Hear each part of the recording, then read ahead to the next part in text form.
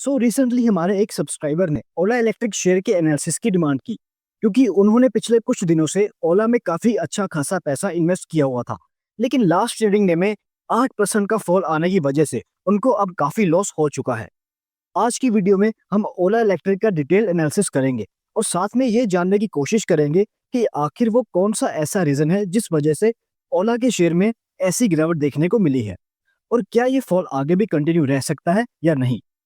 एक एक करके सभी चीजें आज डिस्कस करेंगे, लेकिन उससे पहले मैं आप सभी का अपने चैनल पर स्वागत करता हूं, जहां हम आपके द्वारा बताए गए स्टॉक्स का डिटेल एनालिसिस करते हुए वीडियो के लास्ट में कंक्लूड करते हैं कि उस स्टॉक को लेकर आपकी क्या अप्रोच होनी चाहिए। अगर आप भी अपने पोर्टफोलियो के किसी भी स्टॉक का एनालिसिस करवाना चाहते हैं तो आप नीचे कमेंट बॉक्स में उस शेयर का नाम लिख सकते हैं। तो चलिए आपका कीमती समय वेस्ट किए बिना वीडियो के मेन मुद्दे पर आते हैं।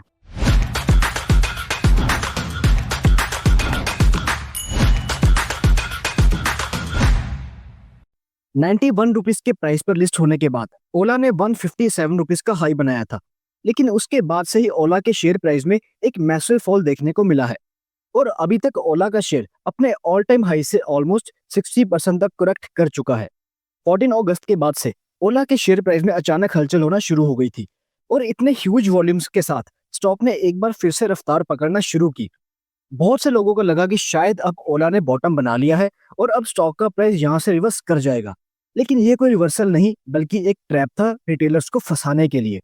अब मैं कुछ पॉइंट्स आपको बताऊंगा, आप एक एक करके डॉट्स मिलाते जाना ताकि आपको खुद से ही सारी बातें अच्छे से क्लियर हो जाए।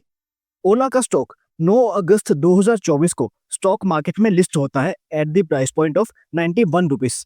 और जब भी कोई कंपनी स्टॉक मार्केट में लिस्ट होती है तो उसके जो प्री इन्वेस्टर्स होते हैं वो कंपनी लिस्ट होने के अचानक बाद से ही अपने स्टेक को नहीं बेच सकते।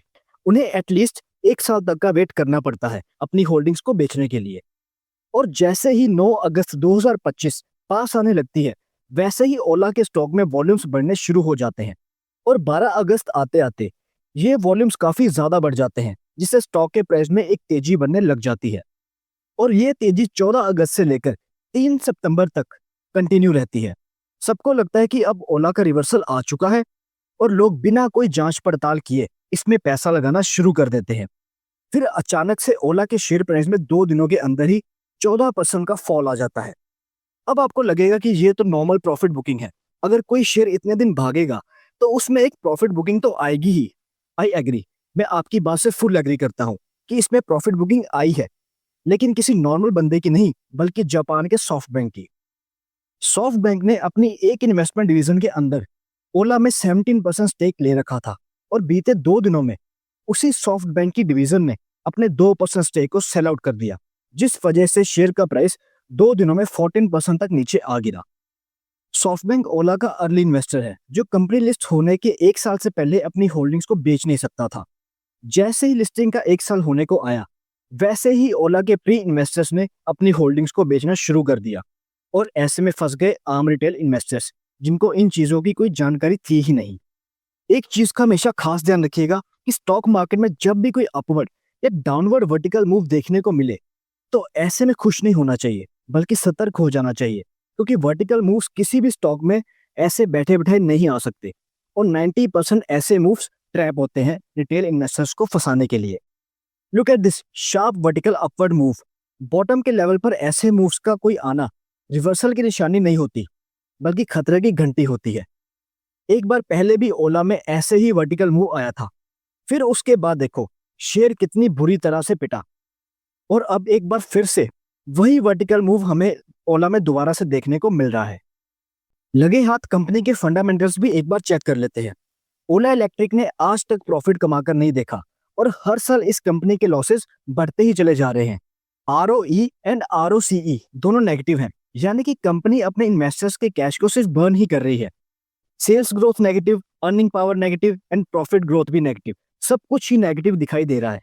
सोचने वाली बात है, अगर सब कुछ नेगेटिव है तो कंपनी का शेयर प्राइस पिछले कुछ दिनों से किस बेसिस पर भाग रहा था और क्यों गोल्डमैन सैक्स जैसे दिग्गज इंस्टीट्यूट्स इस स्टॉक को 72 रुपीज का टारगेट देते हुए इसे बाय रेटिंग दे रहे हैं। इन दो बातों पर शांति से बैठकर गौर जरूर कीजिएगा ताकि आपके इस कंपनी को लेकर जो भी डाउट हैं वो सारे के सारे दूर हो पाए। वीडियो इन्फॉर्मेटिव लगी हो तो इसे ज़्यादा से ज़्यादा लाइक एंड शेयर करें ताकि ये नॉलेज उन लोगों तक भी पहुंच सके जो स्टॉक मार्केट में आए दिन हैवी लॉसेस कर रहे हैं। अगर आप भी अपने पोर्टफोलियो के किसी भी स्टॉक का ऐसे ही डिटेल एनालिसिस करवाना चाहते हैं तो आप उस स्टॉक का नाम नीचे कमेंट सेक्शन में हमें लिख सकते हैं। अपना कीमती समय देने के लिए आपका बहुत बहुत शुक्रिया। तो चलिए मिलते हैं अपने नेक्स्ट वीडियो में एक नए टॉपिक के साथ।